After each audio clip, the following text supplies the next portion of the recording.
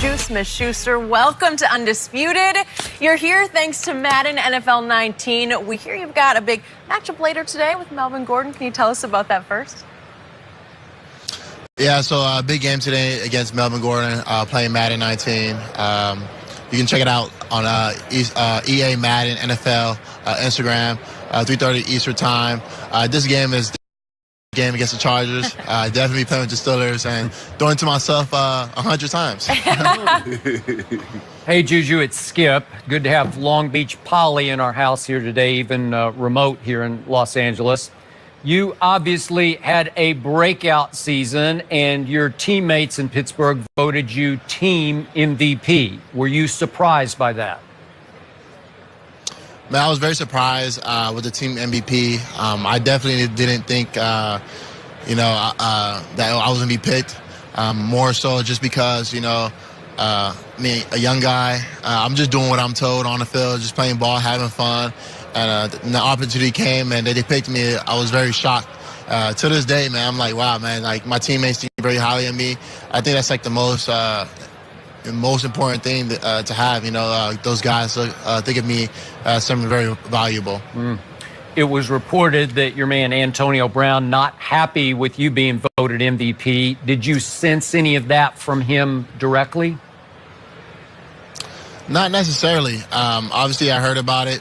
People told me about it, but nothing from him towards me. So yeah.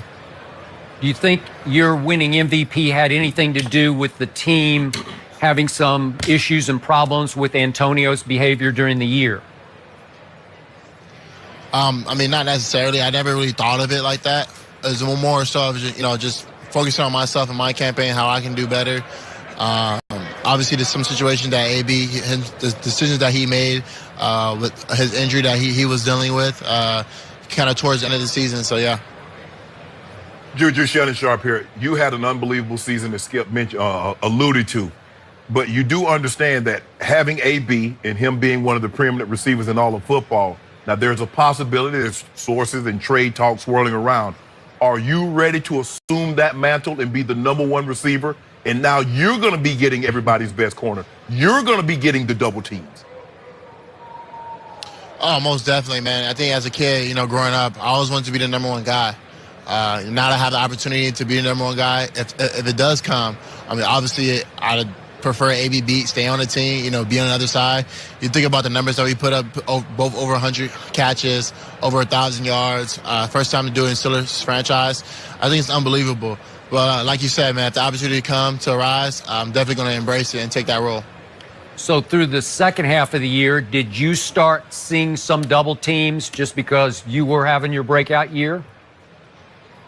Oh, for sure. A lot. Obviously, getting their second best corner, safety over top, cover two, a lot of that. So the 22-man. And also, playing against the Patriots, you see a lot of double team.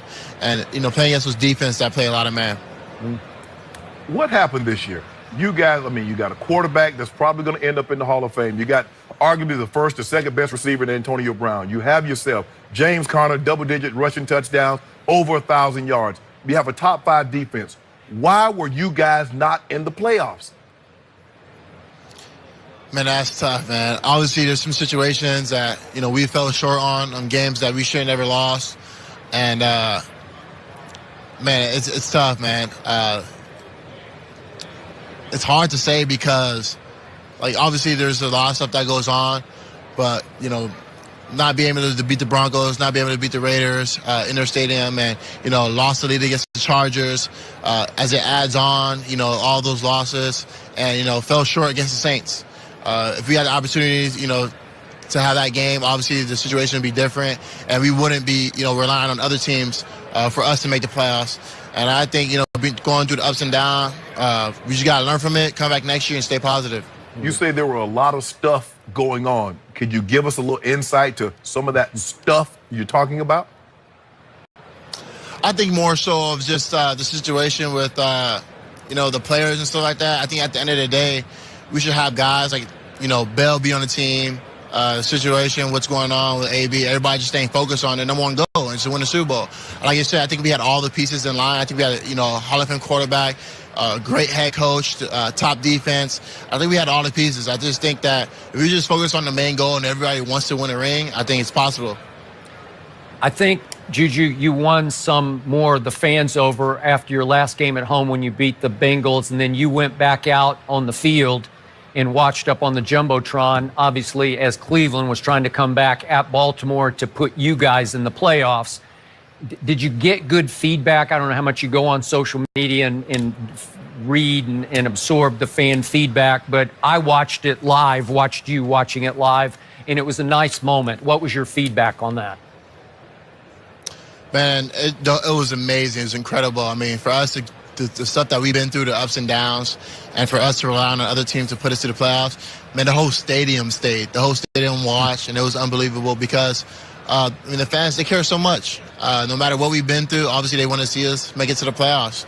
And for me to watch that and to get the feedback from the fans, to all stay there together and watch, it was amazing. Everybody truly believes that, you just never give up on the Steelers. Juju, your owner, Mr. Rooney, comes in. He says, Juju, I want to talk to you. And he sits you down and he asks you, say, Juju, what do we need? How do we get into the playoffs, get to and win a Super Bowl? What do you tell Mr. Rooney? What do you guys need to do? What do you need pieces, if any? I think, honestly, is no more problems. Get L. Bell back. Keep AB on the team, and like I said, man, just go from there and just ball. You talk about James Conner having a great season. L. Bell obviously is a game changer. Like I said, me and AB put up some ridiculous numbers. A top defense, man. We have all the pieces to the puzzle. Just put it together, get the team right, and man, let's play ball at the end of the day, and let's win the ring. You said you keep alluding to L. Bell, and he wasn't there all year, and you said problems. Did he? And the way some of the guys in the locker room handled his absence, do you think that was a factor in maybe a little bit of the uneasiness or some of the dissension in that locker room? Yeah, I think, with the whole social media thing that's going to be put out there, that how we approached the situation with L. Bell, obviously, some players took it the other way. But at the end of the day, James Conner, he came to play. He's my guy. He's a young dude. He's doing great. And like I said, man, we just need all the pieces. And dude, I've been asked about AB, L. Bell all day this morning, so it's getting tiring, man. Juju, before we let you go, how's the knee? We saw that you injured your knee in the Pro Bowl. How's the knee, and what's the prognosis? The knee is great. Definitely staying positive. Staying healthy. Obviously, coming back this season even stronger, even better. Thank you. All right, Juju.